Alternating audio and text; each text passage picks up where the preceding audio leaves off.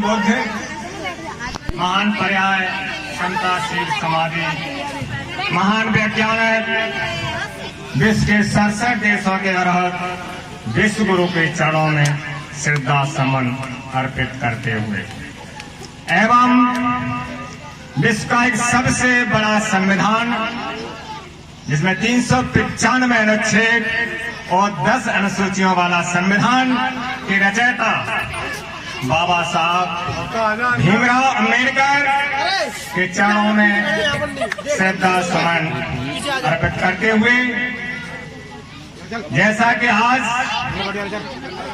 पूरे देश में बाबा साहब भीमराव अंबेडकर की 128वीं जयंती मनाई जा रही है। इस जयंती मनाने का एक विशेष कारण है, एक महान कारण है, एक अद्भुत कारण है, क्योंकि बाबा साहब भीमराव अंबेडकर ने एक संविधान के माध्यम से, चाहे वो किसी भी जाति का था, चाहे सामान्य वर्ग के हो, चाहे बैकवर्ड वर्ग के हो, चाहे एससी वर्ग के हो, एक वंचित समाज को अधिकार दिलाने का उन्होंने काम किया था। जो समाज पूर्व में वंचित था, जिस समाज की अनदेखी की जाती थी,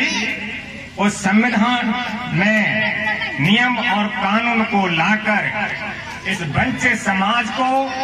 उनके अधिकार और कर्तव्यों को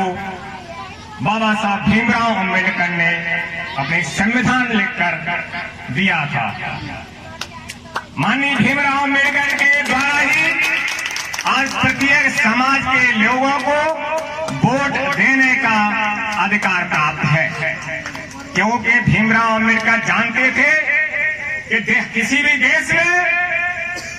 वोट के माध्यम से ही उस देश की सरकार बनती है, और सरकार बनाने के लिए अगर हमारे प्रत्येक समाज का अगर वोट का अधिकार मिल जाए तो वे अपनी इच्छा के अनुसार, अपनी भावना के अनुसार इस देश का राजा चुन सकेगा। और इसी के परिणाम स्वरूप भीमराव अंबेडकर ने जो संविधान का निर्माण कराया था, उस संविधान की मूल प्रस्तावना में एक एक शब्द चुन चुन करके लिखा गया था, और हर शब्द हर समाज के काम आवे। मैं बताता हूं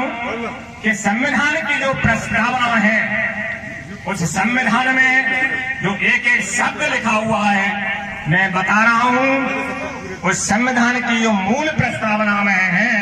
वो माननीय भीमराव अंबेडकर ने क्या लिखा है। इस संविधान की प्रस्तावना है, संपन्न समाजवादी धर्मनिरपेक्ष लोकतंत्रात्मक गणराज्य बनाने के लिए एवं इसके समस्त नागरिकों को, लिखा है कि समस्त नागरिकों को, ऐसा नहीं है एक विशेष नागरिकों को, समस्त नागरिकों को, देश के समस्त नागरिकों को आर्थिक, सामाजिक, राजनीतिक, न्याय, विचार, अभिव्यक्ति, विश्वास, धर्म और उपासना की स्वतंत्रता, हैसियत और अवसर की प्रतिष्ठा, और इन सब में व्यक्ति की गरिमा, राष्ट्र की एकता और अखंडता को सुनिश्चित करने वाली बंधुता बढ़ाने के लिए दृढ़ संकल्प होकर अपनी संविधान सभा आज तारीख 26 नवंबर 1949 महर्षि शुक्ला सप्तमी संवत 2006 विक्रमी इस संविधान को अंगीकृत, अधिनियमित और आत्मा अर्पित करते हैं। इसी संविधान में जो विशेषताएं हैं, वो भी ये विशेषता है जो हमारा राष्ट्र चिन्ह है, जिसे हम तिरंगा झंडा कहते हैं, वो भीमराव अंबेडकर की ही देन है, जिसने इस तिरंगा झंडा को एक राष्ट्रीय झंडे के रूप में मान्यता दिलवाई थी। ये झंडा जो लिखा हुआ है, इस झंडे में जो 3 रंग हैं, इनका भी एक विशेष महत्व है, जिसके ऊपर सबसे ऊपर जो केसरिया रंग है, उन्होंने भीमराव अम्बेडकर ने त्याग और बलिदान का प्रतीक और जो सफेद रंग है बीच में सत्य के मार्ग पर चलकर इस देश को आगे की बढ़ाने का प्रतीक और जो नीचे हरा रंग है वो समृद्धि का प्रतीक है। और जो इसमें धर्म चक्र है जो भीमराव अम्बेडकर ने जो सारनाथ में अशोक की लाट है उससे लिया गया था। इस धर्म चक्र में 24 तीलियां हैं। इन तीलियों का भी एक विशेष महत्व है कि हमारे भारतवर्ष में विभिन्न भाषाओं विभिन्न धर्म वाले व्यक्ति इस देश में रहते हैं और इस विभिन्न धर्म और भाषा वाले रहते हुए भी हम एक बंधन में बंधे हुए हैं, एक सूत्र में बंधे हुए हैं, हम सब एक हैं। इसका प्रतीक वाले झंडे को माननीय भीमराव अम्बेडकर जी ने इस राष्ट्रीय चिन्ह के रूप में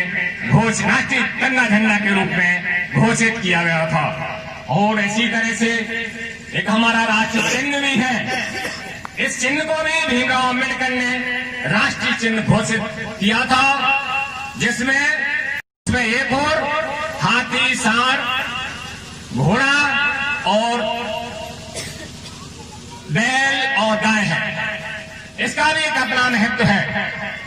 क्योंकि हाथी का मस्त है, कितने भी कोई परेशानी आती रहे, कुत्ते भौंकते रहे, हाथी मस्त चलते जाता है। इसी तरह से हमारा भारतवर्ष तमाम देशों के चिंगारी उठाने पर, तमाम देशों के आक्रमण करने पर भी एक मस्ती के रूप में चलता है। और जिसमें गाय है, गाय का एक दूध जो है सबके श्रेष्ठ माना जाता है।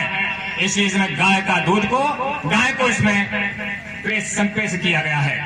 और इसके साथ इसमें जो घोड़ा है वो तेज गति की, यानी मेरा विकास, हमारा देश लेकिन विकास की ओर जो बढ़ेगा तेज गति से बढ़ेगा। इसी तरह से ऐसे सोच विचार कर भीमराव अम्बेडकर ने इस ऐसे चिन्ह को एक राष्ट्रीय चिन्ह के रूप में संविधान में घोषित किया था। इसके साथ मैं अपनी बारी को विराम देना चाहता हूं। जय भगवान बुद्ध की।